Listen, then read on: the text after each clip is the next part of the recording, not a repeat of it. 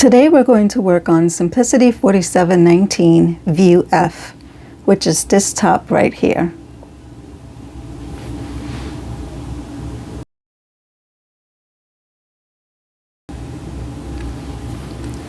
The pattern only uses two pieces, number 19, which is the front and the back, and number 24. Here are my fabric pieces. I cut 2 of each, and I am using chambray cotton.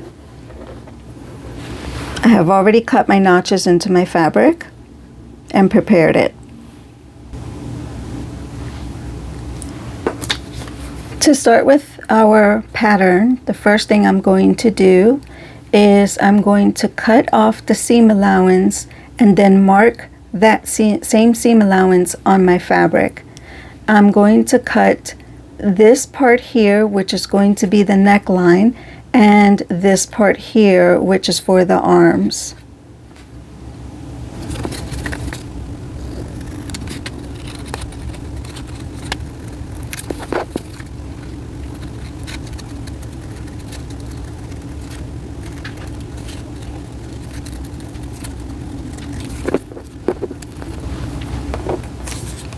Now that I've cut off the seam allowances, I'm going to trace that onto my fabric and mark my fabric one by one so I know where I am going to sew.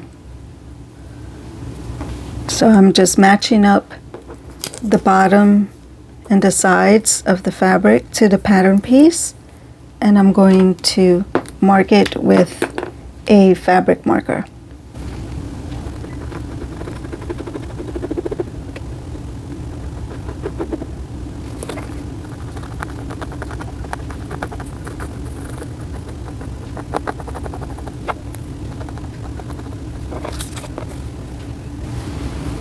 As you can see here, I have traced the seam lines from the pattern pieces to my fabric, and I've placed it together to make sure the neckline will match. And now we can begin to clip these curves. When we are clipping the curves here, make sure that you do not cut beyond your marker line.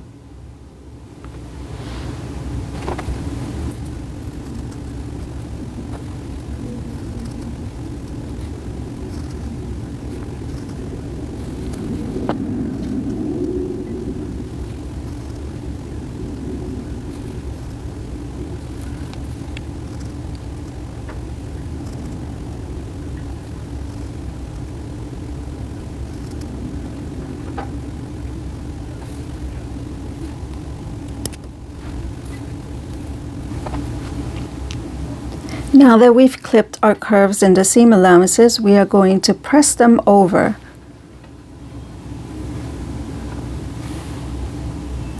Like so.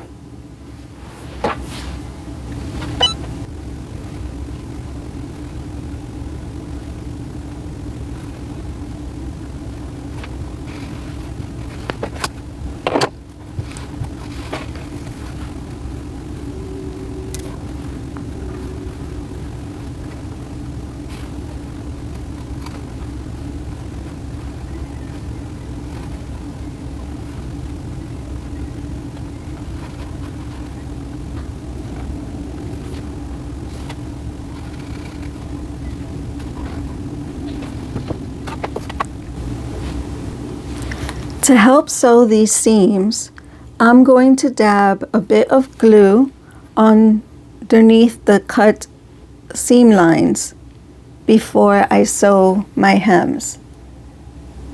And I'm using Aleene's Fabric Fusion, which is permanent fabric adhesive.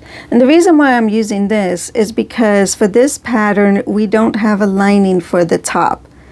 The alternative would be to cut 2 more pieces of this fabric and then just lay them right side to right side together, sew the seams and turn them inside out. That, however, might make the gathers here, because it says to gather there, and this is where we're going to gather next, It might make those gathering seams a little bit thick. It might not. I haven't tried it yet. But those are two alternatives that you have for sewing this pattern. I'm going to use the glue option for now. So for this, we don't need a lot of glue, but I just dab on a little bit in a thin line. For the straight edge, you don't need so much. Then you just press it down, let it dry. For these clipped ends, I just use it to hold down the fabric because I don't want that to get twisted or folded when I am sewing or top stitching.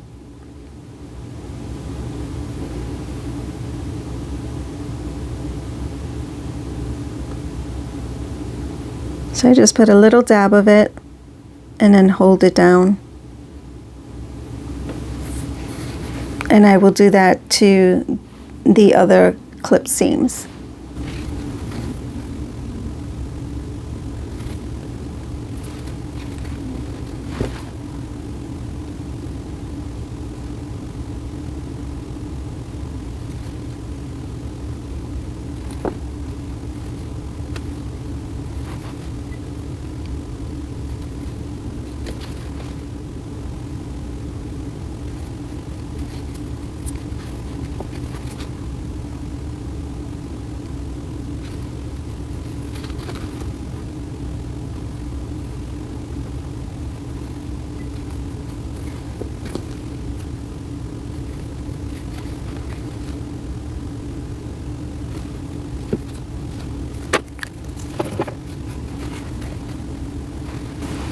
I give it a little quick press before I put it through the sewing machine. I just like the glue to be dry.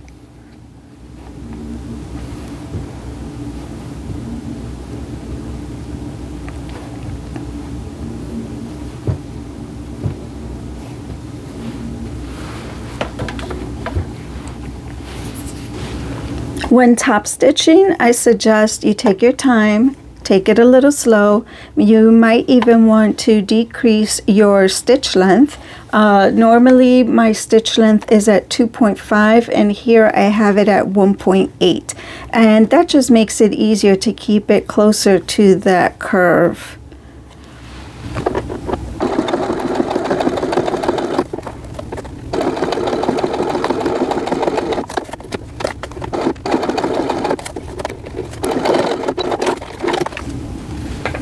Now I'll remove the paper. And by doing that, I just fold it back and forth to break more of that stitch line, and that makes it easier to tear off and get out of from between the threads. See? So I'm going to do that to both of my pieces, and then I'll come back and we will gather between the notches.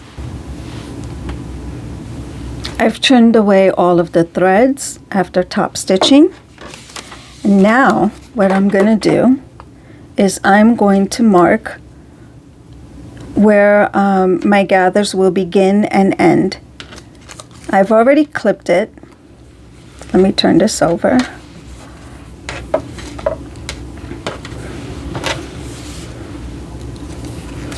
And I'm going to mark it on the wrong side of the fabric. This just makes it easier for me to see where my gathering thread should begin and where it should end when it's under the needle of the machine. So I'm going to put my mark right here over the slit I made earlier and right here.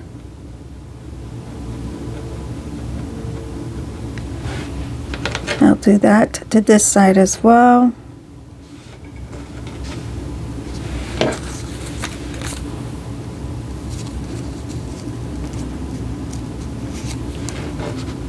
So that's going to start from here.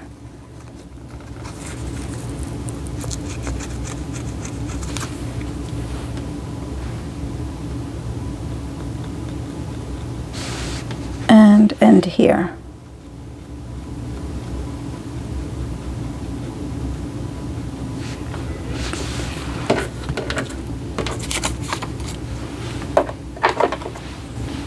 To begin my gather thread, I am going to pull a little bit out from under my presser foot, and I'm going to make my stitch length the longest it can be on my machine, which on this machine is 5. Now I'm going to start just under where I put those marks, and I'm going to start as close to the edge as possible.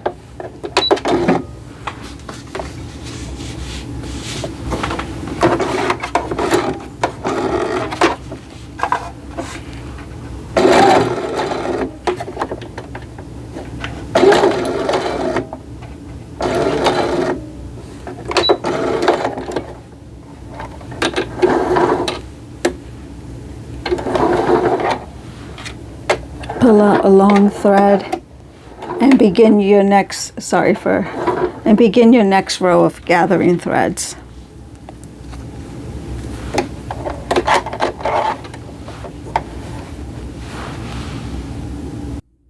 Now you will take the first top 2 threads and you are going to pull it until you gather your fabric. And that's how it's going to look. I hope you can see that. So it's going to be gathered, and this is your front, and this is your back. So if you like, you can baste your gathers so that they stay together. Just don't trim your threads yet.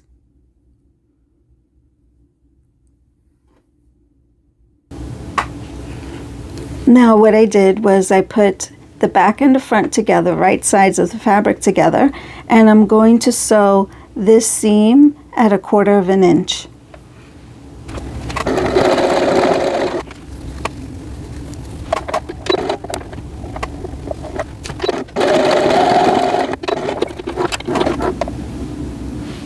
Now we're going to work on the other piece of fabric for this pattern. And the first thing we're going to do is we are going to sew the unnotched side. So these are your notches. We're going to sew from here to here at 1/4 of an inch. I've pinned my fabric, and this is where I'm going to sew. I'm going to mark my fabric first by cutting off this seam allowance.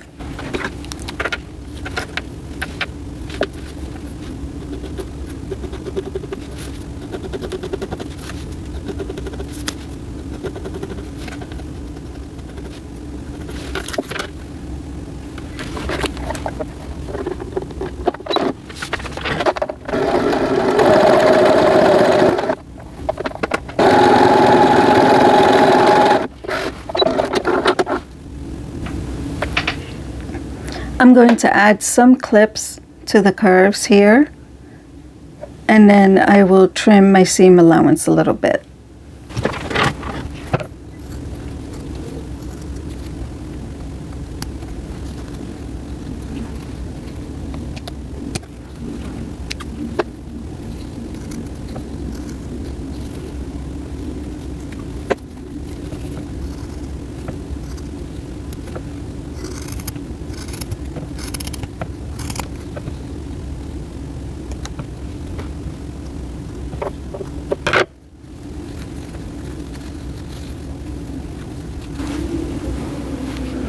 Your next step after trimming your seam allowance and clipping those curves is to turn it over to the right sides, and you will baste from here to here, baste that closed at 1/4 of an inch.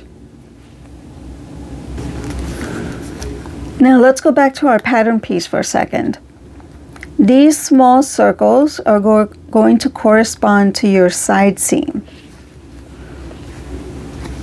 So this is our side seam. You can go ahead and iron that to make it easier. But that is going to correspond to that circle. So you can mark that circle on your bottom fabric piece. And then how this is going to work is you're going to gather to match up the notches. So you have 3 notches on each side. And the first notch is going to work with that point of this fabric piece. The notch, gather, notch, side seam where that circle is, and then notch. All right, so that's how I'm going to pin my fabric. Here's what it looks like now that it's all pinned. You can see here are the gathers, and then these are matched up. The seam is matched up to the circle. You can barely see it on this fabric because it's dark fabric, and my marker is purple. And I'm going to first baste it, and then if I have to make any adjustments, I'll adjust, and then I will sew my regular stitch. I'm going to do this side first, and then I will do the same to the next side. And of course, pull those gathers tighter.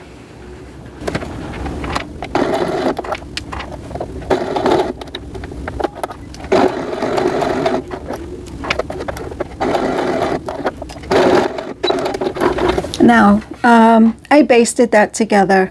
So now I'm just going to pull up the fabric, and I want to make sure that there are no puckers or unsightly seams in the fabric band that is underneath where the sleeves are. And it all looks good to me. It's gathered. So I'm going to go ahead and baste that with a regular stitch, and I'm going to cut off all of these extra threads before I sew the other side. So I've sewn both sides of the garment to the bottom band. Now I'm going to clean it up by removing all of the basting stitches and trimming down this seam allowance here in the back. I'm also going to add some fray check so that this seam allowance here doesn't continue to fray. And then I'm going to add serging to finish the center back, and then I'll put on I'll sew on some what's it called, the snap. So I'll come back and show you that when it's all done. And here is how the top looks on the doll. Sorry for the movement of the camera. This is a made to move doll. It's one of the Barbie's signature looks dolls. And here in the back, I did serge it, and I put a snap here. I still need to put one here at the top. Now, one thing I would suggest is making the center back, and I will show you which piece that is. On your pattern piece, you can see that this here is the center back. I think that should be a little longer, and it should extend a little further for 2 reasons. One, to be able to fold over the back hem, which would give you a cleaner finished look than a serged end, and also to put Velcro underneath, or the hook and loop tape. So those would be my suggestions to get a nicer, cleaner look here. But here I do have a snap, and the fit is pretty good. Thank you so much for watching this video.